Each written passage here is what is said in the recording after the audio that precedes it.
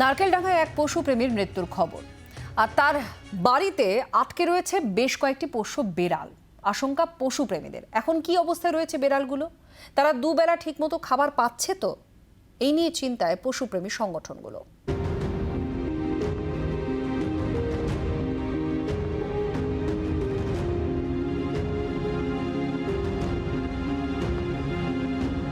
নারকেলডাঙ্গা থানা এলাকার যোগীপাড়া বাইলেন সামনে যে বাড়িটা দেখা যাচ্ছে, এই বাড়িতে বেশ কয়েকটি বিড়াল আটকে রয়েছে, এমনটাই কিন্তু সোশ্যাল মিডিয়া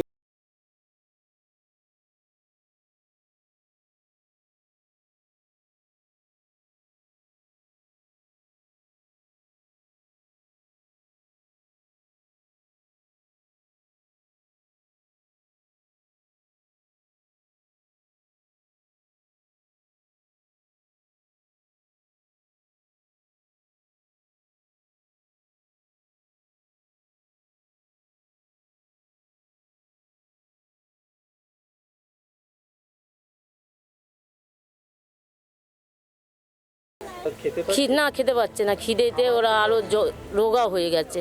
রেলিংয়ে বাইছে, নিচে আসতে পারছে না, খাবারও খেতে পারছে না। কে খাবার দেবে? প্রিয়াঙ্কার পোষ্য বিড়ালগুলোর কথা ভেবে চিন্তায় পশুপ্রেমীরা। বিড়ালগুলো উদ্ধার করার জন্য ইতিমধ্যেই সোশ্যাল মিডিয়ায় আবেদন করেছে কয়েকটি পশুপ্রেমী সংগঠন। কিন্তু তালাবন্ধ বাড়িতে ঠিক কটা বিড়াল আটকে রয়েছে তা নিয়েই ধন্দে প্রিয়াঙ্কার প্রতিবেশীরা। ফার্স্ট ফ্লোরটা কিন্তু বিড়াল যাতায়াত করতে পারে, মানে বেরোবার জায়গা আছে, কিন্তু ওপরের সেকেন্ড ফ্লোর যেটা, সেটাতে যদি কোনো বিড়াল আটকে থাকে, ও কিন্তু ওখান থেকে বিড়াল কিন্তু মানে ও ওখান থেকে মানে বেরোতে পারবে না। এবার উপরে যদি বিড়াল থেকে থাকে, হতে পারে হয়তো আটকে আছে, কারণ অনেকগুলো বিড়াল ছিল। এখান থেকে দেখে যেটা মনে হচ্ছে আলাদা করে ভেতরে কিছু নেই, ঠিক আছে।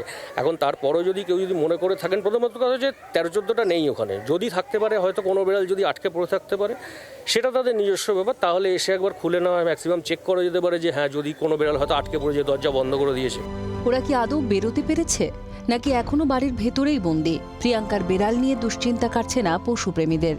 তবে কেউ যখন অভিযোগ করছেন বা সোশ্যাল মিডিয়ায় বলছেন, সেক্ষেত্রে পুলিশ প্রশাসন একবার এসে যদি ঘর খুলে দেখে নেন, তাহলে কিন্তু বিষয়টা পরিষ্কার হয়ে যাবে যে আদৌ কোনো বিড়াল ভেতরে আটকে রয়েছে কি না। জি 24 ঘন্টার জন্য ক্যামেরায় প্রশান্তর সঙ্গে রনয়, কলকাতা। বাংলার আওয়াজ, বাঙালির আবেগ, জি 24 ঘন্টা।